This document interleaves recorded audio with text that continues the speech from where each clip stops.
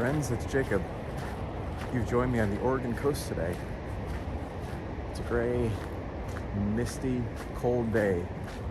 Let's go find something to paint.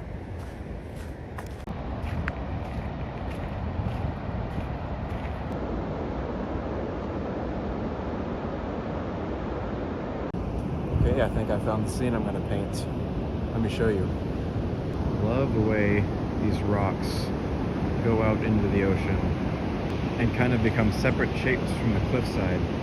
But I also like how the cliff has these houses on top. So you've got this juxtaposition of man-made and natural shapes.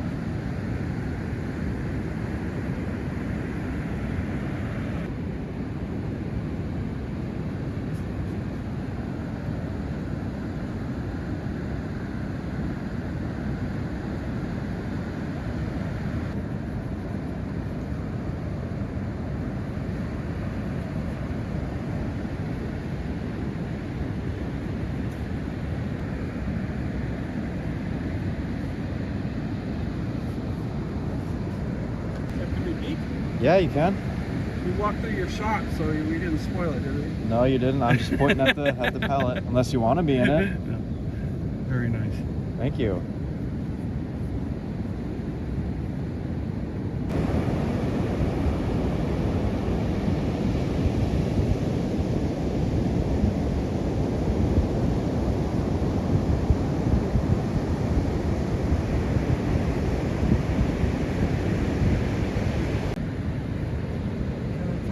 Of course. We've been coming to this beach for almost 40 years. It's the first time I've seen someone paint. No way. Yes, that's It's true. so I mean, it's we come a couple times a year only, but first time I've seen. it's so beautiful. I'm from Arizona, so this is a totally new. Well, it's not new. I've been coming here my whole life to visit family, but I've never tried to paint it. Yeah, we've think it's the best beach in the United States. Yeah, I can see By why. far.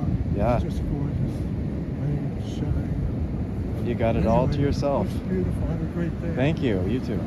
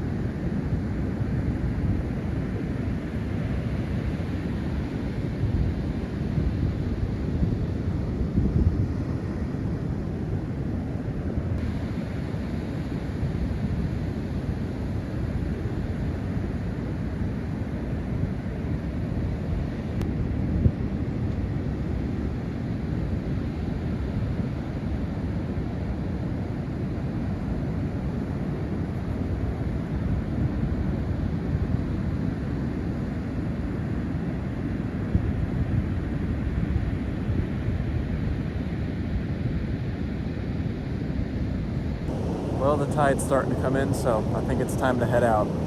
Thank you for watching. I hope you enjoyed, and I hope I'll see you on the next one.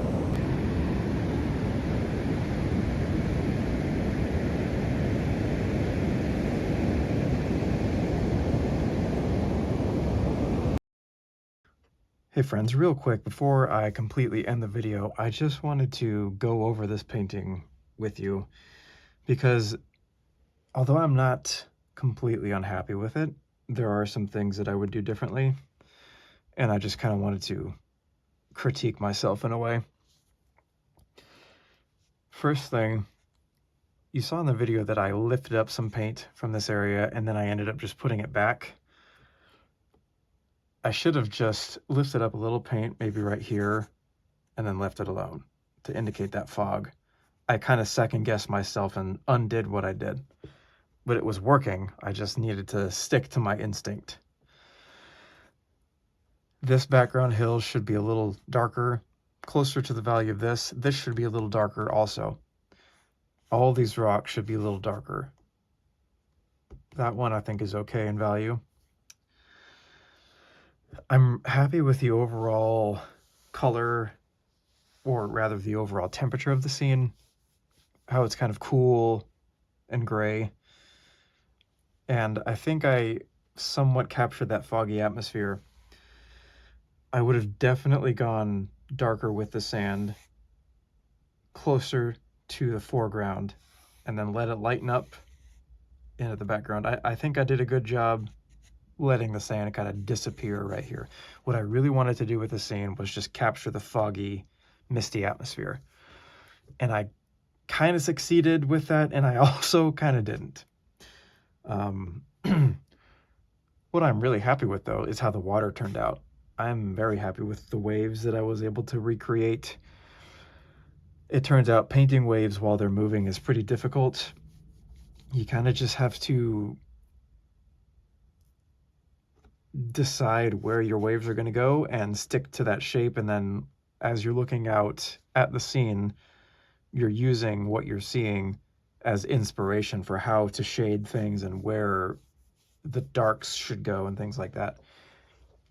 And I'm happy with how I was able to kind of, so if you look at this wave here, for example, it's dark on the front side of the wave where that top is curling over and casting a little bit of a shadow. The water's a little darker. And then I have a sharp line, a hard edge right here for the front side of the foam.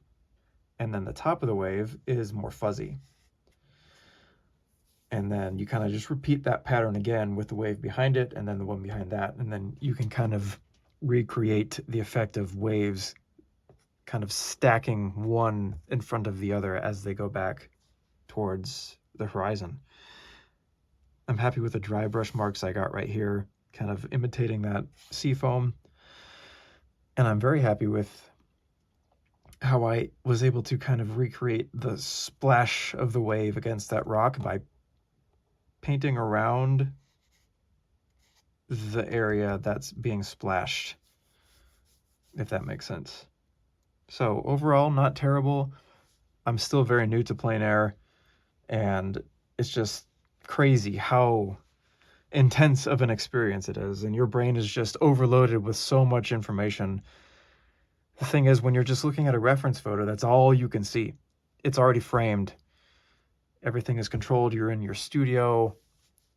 You have no other distractions, no people coming up and talking to you, which I don't mind at all. But it's just all this extra cognitive load that you have to learn to deal with. And you kind of have to just fall back on your instincts more than you do in the studio. And this is such a good way to sharpen those instincts. And if you haven't tried painting plein air, whatever medium you paint in, I highly, highly recommend that you try it and implement it into your artistic practice, because I guarantee you it's going to make you a better artist. So if you made it this far, thank you so much for watching. Please check out my website, jacobbentstudio.com, where I sell my original paintings as well as prints. And also check out my Patreon, where I will be uploading full-length, uncut painting tutorials where I will reveal my entire process to you, step by step, no edits. Hopefully I'll see you there. It's only $3 a month. Link is in the description.